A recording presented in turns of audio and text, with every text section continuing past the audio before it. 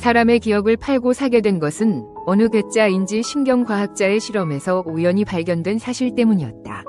아무도 관심이 없는 대학교에 오래되고 음침한 지하과학 실험실에서 그는 침팬지의 뇌를 절개한 후 셀 수 없을 정도로 많은 전극을 표면에 설치했다.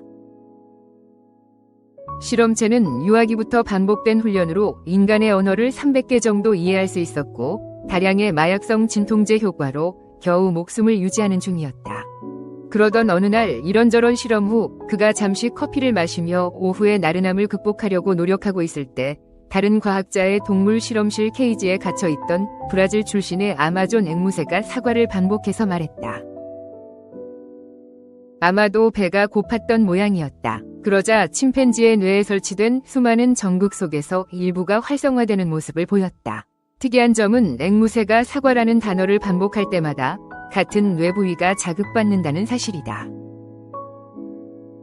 호기심을 느낀 그는 바나나, 망고, 파인애플 등의 단어로 실험을 진행했고 각 단어가 뇌의 고정된 부분에 저장된다는 사실을 발견했다. 그 후 사람이 평소 사용하는 비행기, 침대, 어머니 등의 다양한 단어들로 추가 실험 후 똑같은 결과를 얻을 수 있었다. 그는 인간의 뇌와 마음의 관계를 연구하는 인지신경과학자로서는 최초로 노벨상을 받았다. 그로부터 수십 년의 시간이 흐르고 후배 과학자들이 해당 분야를 적극적으로 연구한 나머지 이제는 단어뿐 아니라 숫자를 넘어 사람의 개별 기억이 뇌의 어느 위치에 저장되는지 밝혀낼 수 있었다. 뇌과학의 진보는 인류에게 커다란 축복이었는데 피비린내 나는 전쟁의 참혹함을 경험한 군인들, 어린 나이에 성폭행의 안타까운 경험을 가진 여성들, 그리고 마약 중독에서 벗어나고자 몸부림치는 약쟁이들이 해당 기억을 자신의 뇌에서 제거함으로써 평범하고 행복한 삶으로 돌아갈 수 있도록 도움을 주었기 때문이다. 하지만 범죄자들에게 이와 같은 발전은 거의 사형 선고와 다름없었다. 범죄자의 뇌를 직접 들여다볼 수 있으니 거짓말 탐지기는 더 이상 쓸모없는 물건이 되었고 가짜 알리바이는 통하지 않았다. 그리고 다시 반세기가 흐른 후 현재는 사람의 개별 기억을 추출할 뿐 아니라 다른 사람에게 이식할 수 있는 수준에 도달했다. 돈이 오고 가는 아름다운 경제적 거래를 통해서 말이다. 물론 사고가 없었던 것은 아니다. 한 번은 이루지 못한 첫사랑의 아픈 기억을 팔고자 하는 청년의 뇌 속 위치를 잘못 파악해 반려견과의 첫 만남을 실수로 추출한 나머지 10년 넘게 함께 산 자기계를 알아보지 못하는 어처구니없는 일이 발생하기도 했다. 또 스페인어 이식을 원하는 손님에게 아랍어를 씹는 웃지 못할 과실이 발생하기도 했다. 하지만 사람의 기억을 팔고 사는 것은 점차 자리를 잡으며 평범한 일상이 되었고 고도화된 과학의 힘을 빌려 인류는 최초로 다른 동포의 생각과 감정을 직접 느낄 수 있고 구매할 수 있는 시대가 도래했다. 잠시 짬을 내어 본인에 대해 이야기하면 나는 기억 상품점의 주인이다. 조금 더 구체적으로 표현하자면 기억을 팔고자 하는 판매자와 기억을 사고자 하는 구매자를 소개하고 수수료를 버는 중개인이다. 상품의 종류가 다를 뿐 부동산 중개인을 생각하면 얼추 비슷할 것이다. 기억 상품점의 주인은 재벌처럼 거대한 돈을 벌지는 못하지만 나름 전문직으로 두둑한 수입이 보장되고 공짜로 다른 사람의 기억을 은밀히 엿볼 수 있는 이 점을 가지고 있다. 직업적 단점은 잔혹하거나 가슴 아픈 슬픈 기억도 어쩔 수 없이 다루어야 한다는 것이다. 하지만 중개인은 자신이 담당하는 상품에 대한 지식을 가지고 있어야 하고 그 값어치를 공정하게 매길 수 있는 능력을 기본으로 가지고 있어야 한다. 그래야 판매자와 구매자 양쪽 모두에게 흥정 붙일 수 있고 중간에서 안정적으로 수수료를 벌 수가 있는 것이다. 세상에 공짜 점심은 없다. 개별 기억에 대한 판매가 가능해지자 처음에는 주로 불운하거나 슬픈 과거의 기억을 판매하려는 사람이 많았다. 그도 그럴 것이 기억을 판매하고 나면 판매자는 해당 사실을 까맣게 잊어버렸기 때문에 돈도 벌고 과거보다 훨씬 행복한 삶을 살 수가 있었기 때문이다. 시련의 애절함, 매맞았던 유년기, 입이 바짝 마르는 군대의 유격, 질 나쁜 상사의 호된 질책 등 사람들이 망각을 원한 기억들이 주로 상품으로 나왔다. 도대체 그런 걸 누가 돈을 쓰며 구매하겠냐고 생각할지 모르나 사람은 참 희한해서 남들은 죽고 싶을 정도로 잊으려 하는 기억을 돈을 내고 이식하는 변태들이 간혹 있었다. 하지만 구매자의 숫자는 소수였으며 거래는 원만히 성사되지 않았고 시장은 침체기에 놓여 있었다. 기억 매매 시장에 반전이 발생한 것은 세계 경제가 불황에 진입하면서 돈이 궁해진 사람들이 자신의 소중하고 아름다운 기억을 판매 상품으로 내놓으면서 시작되었다. 가난한 사람들은 생존을 위해 어쩔 수 없이 값나가는 자기의 행복한 기억을 시장에 내놓았고 그동안 상품 가치가 없다며 무관심하게 이를 지켜보던 부유층들이 적극적으로 구매에 나선 것이다. 기억을 팔고 사는 시장은 엄청난 호황을 누렸고 아무래도 불온하고 슬픈 과거보다는 행복한 어린 시절 또는 지식이나 배움에 도움이 되는 기억이 잘 팔렸다. 어린 시절 아버지로부터 처음 자전거를 배우는 순간의 기억은 예상보다 3배 높은 가격에 유력한 지방 정치인의 아들에게 이식되었고 카지노 출입으로 폐가망신한 조종사의 비행 교육에 대한 기억은 자가용 비행기를 스스로 운전해 경쟁자들에게 뽐내길 원하는 백만장자에게 가격에 대한 비밀 유지 협약을 체결한 후 이식되었다. 외교관을 꿈꾸던 언론사 사장에 따른 가난한 나라에서 온 이민자의 프랑스어에 대한 기억을 이식받은 후 승승장구했다. 그러나 해당 기억을 판매한 사람들은 자전거 타는 방법을 잊어버렸고 비행기를 그저 지나가는 새처럼 멍하니 바라만 보았고 프랑스어의 알파벳도 구분하지 못했다.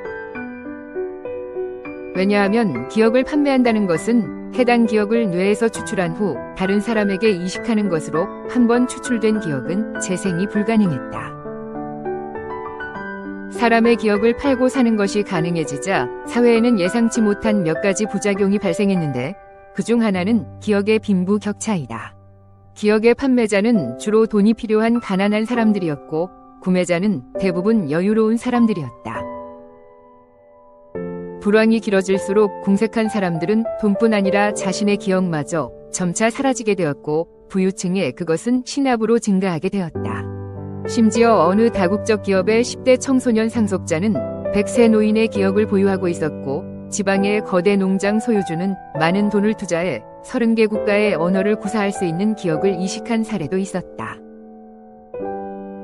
다른 부작용은 범죄자들이 기억 판매에 열을 올렸다는 것이다. 자유를 잃고 좁은 공간의 단순한 생활이 반복되는 교도소에서 외부 세상의 기억은 오히려 마음을 무겁게 짓누를 것이 뻔하니 몇 푼이라도 받고 팔아서 담배라도 사는 것이 이익이라고 죄수들이 판단한 것이다. 사람이 기억을 잊고 상상의 세계에 빠져드는 것을 가장 싫어하는 직업이 교도관이라는 것은 누구나 알고 있는 사실이다. 교도관 노동조합은 기억 판매를 극렬하게 반대했으나 교정당국은 범죄자에게도 인권은 소중한 것이라며 이를 승인했다. 악명 높은 연쇄살인마는 과거의 살인 기억을 포르노 IT 사업으로 막대한 부를 일군 창업자에게 팔아 교도소에서 최고 부자가 되었고 장애인 강간범으로 중앙일간지에 대서특필된 변태 성욕자는 당시의 기억을 높은 가격에 경매에 내놓아 화제가 되었다. 하지만 가장 큰 부작용은 도심 빈민가에 너무 많은 기억을 팔아버린 나머지 마치 좀비처럼 멍하니 길거리를 배회하는 사람들이 생긴 것이다. 어찌 보면 당연한 결과였다. 돈이 필요해 옷 만드는 기억을 팔아버린 패션 디자이너는 재취업이 불가능했고 배고픔을 이기지 못한 그녀는 다시 유년기 초등학교에서 선생님으로부터 글을 배우던 기억을 판다. 글 모르는 구직자를 채용할 기업은 없었고 그녀는 또다시 유아기 어머니로부터 말을 익히던 고매한 기억을 판다. 끊을 수 없는 악순환이 시작된 것이다. 결국 그녀는 옷을 만들지 못할 뿐만 아니라 글도 모르고 말도 못하는 좀비가 되어 빈민가 길거리를 배회하게 된다. 사람들은 이들을 가리켜 뇌가 없다는 뜻으로 문외좀비라고 불렀으며 그 수가 기하급수적으로 증가하여 나중에는 골치 아픈 사회 문제로 대두되었다. 세상 모든 일에는 양지가 있으면 음지도 있는 법이다. 돈이 궁해 자신의 소중한 기억을 팔려고 하는 사람들과 타인의 아름답고 쓸모있는 기억을 사려고 하는 고객으로 기억상품점은 발 디딜 틈 없이 붐볐고 나는 두둑한 중개 수수료를 챙길 수 있었다. 정부에서는 소수 구매자에게 다수의 기억이 집중되는 부익부 빈익빈 현상이 발생하고 문외 좀비의 수가 폭증하자 이를 막고자 불필요한 기억의 판매와 구매를 제한하는 법률을 만들어 시행하려고 했다. 하지만 기억상품점 연합회의 끈질긴 로비와 권력자들의 조용한 방해로 해당 법안은 얼마 후 폐기되었다. 만약 시행되었다면 가장 큰 혜택을 받았을 문외 좀비들에게는 자신을 위해 사회의 불합리에 저항할 의지와 사고가 전혀 남아있지 않았다. 스스로 목소리를 내지 않는 순종적 집단에게 사회는 절대 자진해서 귀 기울이지 않는다는 사실을 그들은 몰랐을 것이다. 잠시 미안한 마음이 생기기는 했으나 세상에는 어쩔 수 없는 일이 있기 마련이다. 나는 기억 중개인으로 맡은 바 업무에 충실했고 풍족한 노후를 꿈꾸고 있었다. 하지만 미래는 전혀 다른 방향으로 흘러가고 있었다. 사건이 일어난 것은 어느 평범한 일요일 저녁이었다. 사람들이 주말 교회 예배를 마치고 다음 주를 준비하며 집에서 쉬고 있을 때 일단의 문외 좀비들이 멀쩡한 사람을 길거리에서 공격해 잡아먹는 식인 행위가 발생한 것이다. 누구도 예상치 못한 사건의 당혹감과 행위의 잔혹성이 언론에 대서특필되었고 그 원인에 대한 전문가들의 의견이 분분했다. 그 중에서도 가장 관심을 받은 것은 어느 문화인류학자의 가설이었다. 사람이라면 당연히 알고 있는 동포의 시기는 절대 있을 수 없는 일이라는 윤리의식이 무분별한 기억의 추출로 사라졌고 따라서 문외 좀비들은 점차 동물로 변해갈 것이라고 주장했다. 사람의 모든 기억이 사라진 그들은 먼 옛날의 선사시대 침팬지와 다를 바 없으며 앞으로 오직 본능에만 충실해 살아갈 것이라고 덧붙였다. 서둘러 짐을 싸 남극으로 떠나며 그는 의미심장한 예언을 했는데 동물들은 주변의 행동을 보고 그대로 따라하는 경향이 있다며 식인이 유행처럼 번지게 될까 봐 걱정이라고 말했다. 깜짝 놀란 정부는 해당 문외 좀비들을 찾아내 재판도 없이 총살했고 시기는 매우 낮은 확률로 일어난 불행한 사고에 불과한 듯 보였다. 하지만 그로부터 얼마의 시간이 흐른 후 문외 좀비들은 동물들처럼 집단 생활을 시작했고 배고픔을 달래기 위해 주변에서 손쉽게 구할 수 있는 사람을 먹이로 삼았다. 정부에서는 이를 막고자 군인과 경찰을 동원해 애를 썼지만 윤리의식이 없고 오직 본능에만 충실한 그들의 집단적 공격을 당해낼 수 없었다.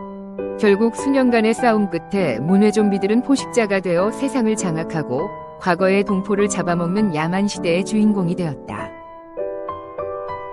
두툼한 철제 콘크리트로 만들어진 기억 상품점의 습기 찬 지하실에서 겨우 살아남아 이 글을 쓰는 나도 언젠가 문외 좀비들에게 발각되면 한 끼 식사 거리가 될 것이다. 상상만 해도 온몸에 소름이 돋고 두려움이 엄습해와 제대로 정신을 차릴 수 없다. 잠깐, 누군가 지하실로 내려오는 소리가 들린다. 저녁거리를 찾고 있는 문외 좀비들인가? 아니면 나를 구하러 온 구조대일까? 사람들을 위한 구조대가 아직 존재하기는 하는 걸까? 오만 가지 생각이 머리에 스친다. 귀 기울여 들어보니 한두 명이 아니다. 최소 6-7의 소리이다. 얕은 숨을 내쉬며 나는 탁자 위에 조용히 연필을 내려놓고 낯익은 발자국 소리를 들으며 눈을 감는다. 쿵쾅, 쿵쾅, 쿵쾅.